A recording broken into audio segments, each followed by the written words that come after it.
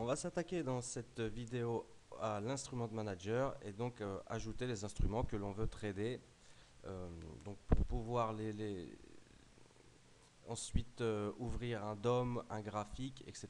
Et donc les avoir tout de suite ici dans la liste, par exemple sur le DOM, ou si on ouvre un graphique, voilà, hop, chart, les avoir immédiatement dans la liste pour pouvoir ouvrir le graphique que l'on désire. Voilà.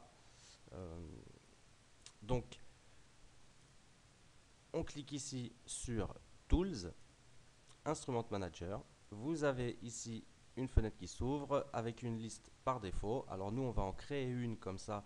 On ne va pas faire une vidéo exprès pour ça.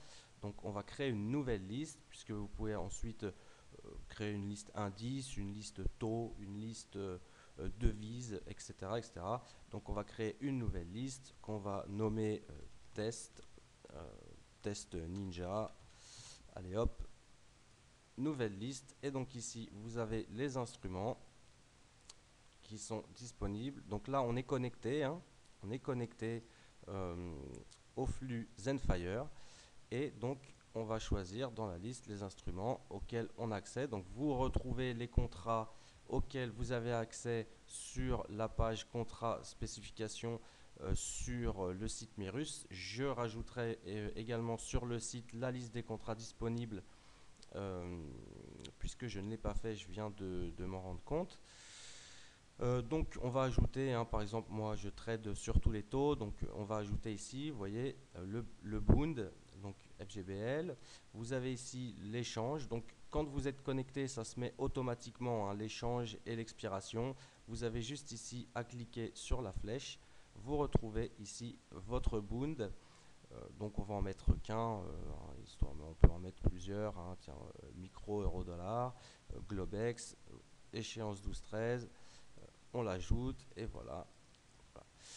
Donc ensuite, vous cliquez sur OK et vous pourrez ensuite le retrouver très simplement.